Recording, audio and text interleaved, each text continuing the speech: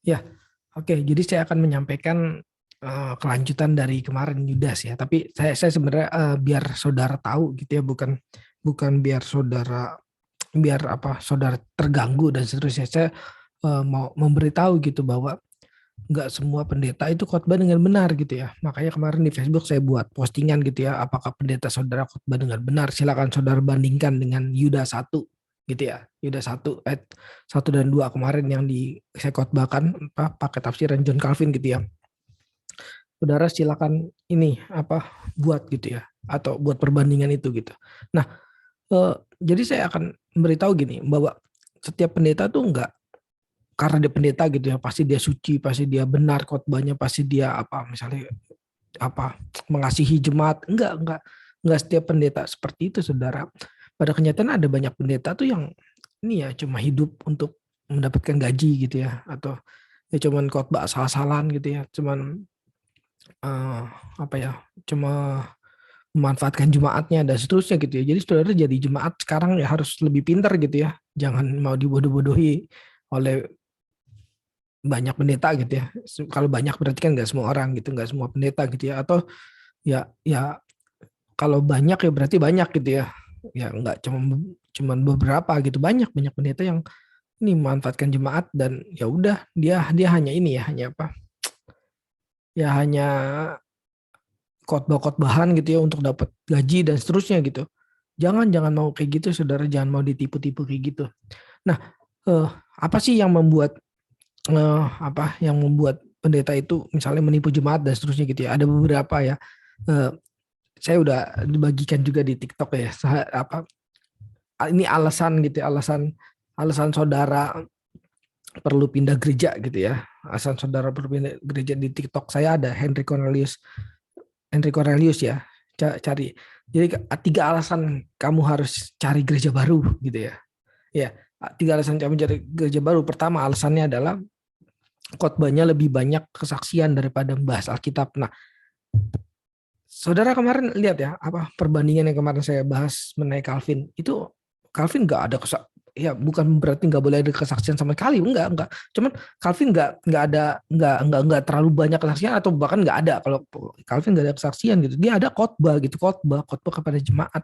Khotbah kepada jemaat tentang apa? Bukan tentang dirinya tapi tentang teks gitu, tentang teks di Yudas ini, dari Yudas hamba Yesus Kristus. Kenapa sih eh, dari Yudas hamba Yesus Kristus? Kenapa dia menamakan dirinya hamba Yesus Kristus? Terus dijelasin juga kan kenapa dia menyebutkan saudara Yakobus dan seterusnya. Saudara baca, bukan baca, saudara dengarlah video yang kemarin ya, supaya ada perbandingan. Terus kepada mereka yang terpanggil, yang dikasih Allah, ini dibahas semua nih kemarin sama Calvin. Beda ya sama pendeta-pendeta yang khotbah di mimbar sekarang yang baca Alkitab, habis itu ditutup Alkitabnya, terus dia bahas saudara saya saya mau atau dia nggak bilang saya kesaksian sih, saudara kemarin saya itu melihat orang dan seterusnya gitu ya, langsung bicara kesaksian gitu ya.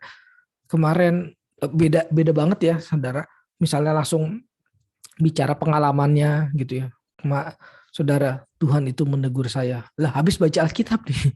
Lah habis baca Alkitab membahas Alkitab, yang buat apa baca Alkitab? Saudara setuju kan ya kalau setiap setiap setiap apa bukan setuju, saudara tahu kan ya, atau juga mengalami ya, setiap habis doa doa firman Tuhan pendeta pasti baca Alkitab kan ya, biasanya ya. Ada juga yang ekstrim yang kagak baca Alkitab langsung kesaksian dan seterusnya, tapi pendeta baca Alkitab, yuk kita buka dari mana gitu ya, Galatia kita buka, habis dibaca kok nggak dibahas ya, ditutup gitu.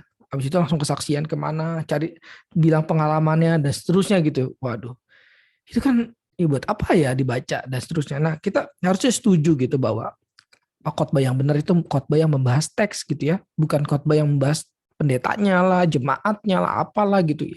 Bukan itu gitu ya. Nah, makanya di sini saya katakan saya upload di TikTok juga ya, ada videonya ini lumayan banyak yang ini ya, eh, banyak yang lihat juga, banyak yang komen juga. Jadi khotbah yang benar itu ya bahas Alkitab, bukan bahas kesaksian, pengalaman, apapun itulah, cerita mimpi lah atau apalah, cerita jemaat lah.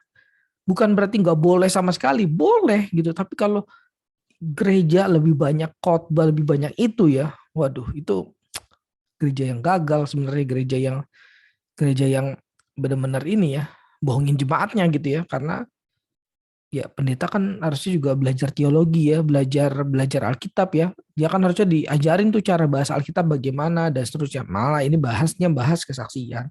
Kan gak nyambung ya.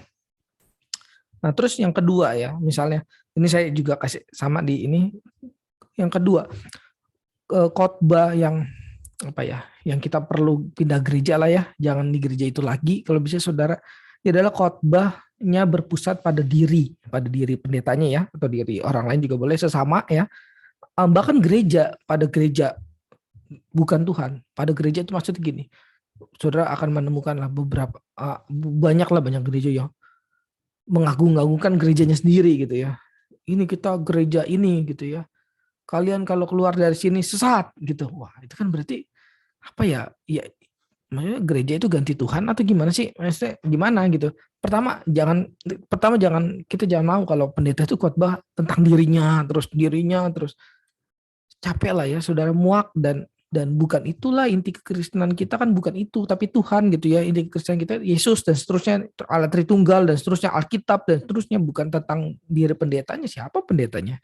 Terkenal apapun siapa dia bukan siapa-siapa tetap kalau dibandingkan Tuhan dan seterusnya gitu ya. Dia cuma terkenal di sini kok gitu ya. Siapa gitu ya? Toh Paulus yang terkenal aja gitu ya, nggak begitu gitu. Paulus aja nggak bicarakan dirinya gitu ya. Paulus Paulus saja ada mimpi itu ya, ada, bukan mimpi lagi, maksudnya ada dia terangkat gitu ya dan seterusnya gitu ya. Dia nggak ceritakan itu, dia nggak pakai itu untuk khotbah terus di mimbar gitu ya. Enggak, dia pakai apa sih, dia pakai kesaksian, bukan kesaksian diri tapi kesaksian tentang Yesus gitu. Dia pakai cerita tentang Yesus dan seterusnya gitu ya. Makanya kita, saudara, jangan ini ya, jangan percayalah kalau ada pendeta khotbah tentang dirinya terus, tentang sesama, menegur jemaat, tapi ya Alkitabnya nggak ada, nggak pakai Alkitab, tapi yang menegur kita jangan ini dan seterusnya gitu. Apa ya, dia tahu persoalan jemaat terus dia tegur. Itu kayak, itu bukan khotbah lah ya, itu mah apa ya, nasihat mak-mak gitu ya. Nasihat ya mak-mak lah, bukan khotbah sama sekali gitu ya. Jadi ya, kalau khotbah yang benar seperti yang saya udah katakan tadi, dibahas nih ya.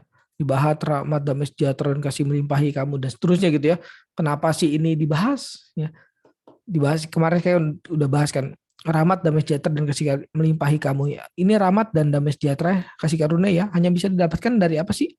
Dari orang percaya bahwa hidupnya, atau orang bukan percaya tapi orang mengalami, bukan hanya percaya, dipelihara oleh Yesus ya, dipelihara oleh Yesus, dikasihi Allah Bapa ya, dan terpanggil gitu. Nah, ini orang-orang yang begini adalah orang-orang yang akan ya mendapatkan rahmat, damai sejahtera, dan ya kasih karunia, kasih yang melimpah gitu. Ya kenapa sih dalam hidup kita kurang damai sejahtera ya, kita kurang percaya bahwa kita itu hidupnya dipelihara oleh Yesus gitu. Kita dikasihi oleh Allah Bapa. Bahkan kita terpanggil gitu, dipanggil. Kita kurang percaya itu dan kurang mengalami itu, maka kita hidup kurang damai sejahtera. Nah, ini kalau dari Alkitab indah kan ya. Dan saudara, apa yang saya bicarakan tadi bisa dibuktikan kan ya? Dibuktikan oleh apa? Oleh teks ini. Silakan saudara baca sendiri ya, benar begitu kan? Silakan. Khotbah yang benar itu bisa dibuktikan, saudara. Tapi kalau khotbah yang ya ini palsu, khotbah yang asal-asalan, khotbah yang ya ini asal-asal jadi, asal jeplak gitu ya. Karena biasanya orang pendeta-pendeta gitu kuliahnya nggak benar juga gitu ya. Udah kuliah nggak benar, belajar Alkitabnya juga nggak benar gitu ya, nggak serius gitu ya. Ada orang misalnya kuliahnya nggak benar tapi, atau kuliahnya di tempat yang kurang benar gitu ya misalnya, tapi dia belajar lebih keras gitu ya, Tuhan tuntun kok juga.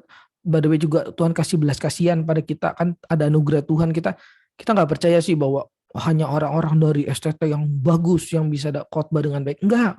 Saya juga, by the way, saya juga bukan dari STT yang bagus ya gitu. STT saya juga bukan STT yang bagus. S1 saya di STT Skriptura ya. Saudara juga nggak tahu ya Skriptura STT apa itu, mungkin ya saudara nggak tahu ya.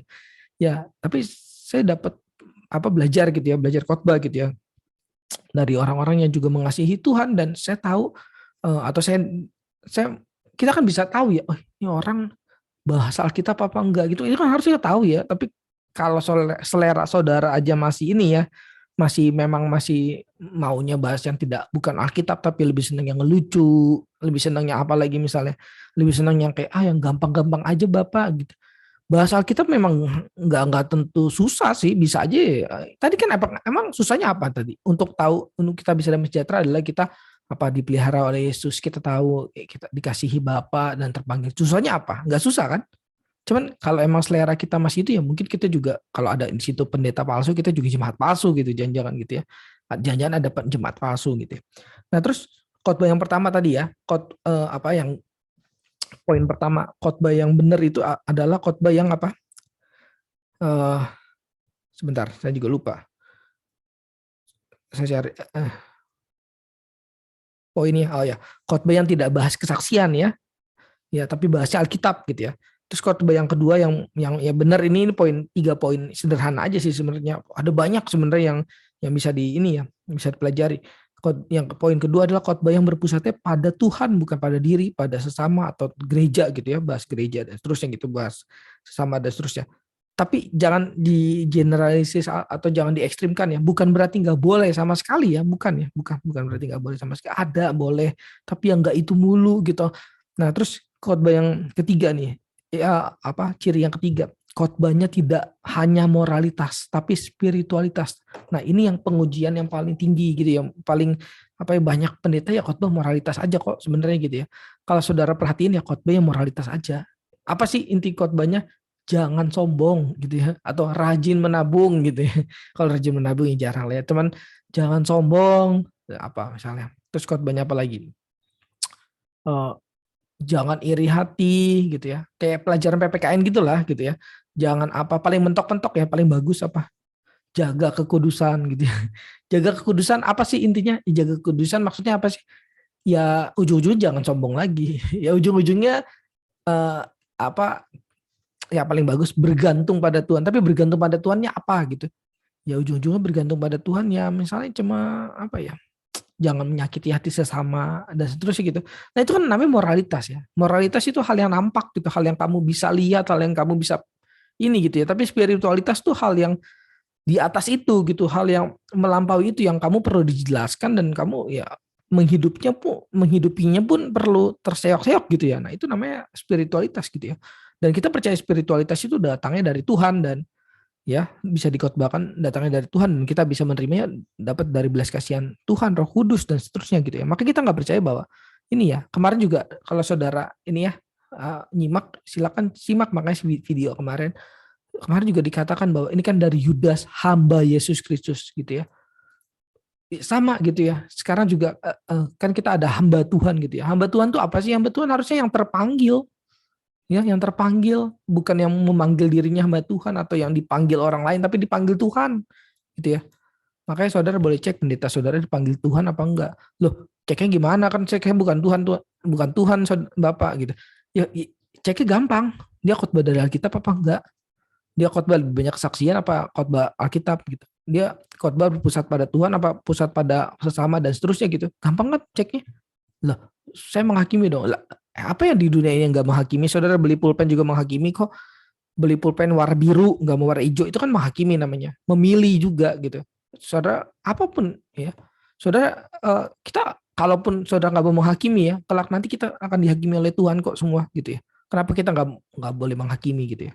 Boleh kok, kita boleh menghakimilah sebelum dihakimi Tuhan gitu ya.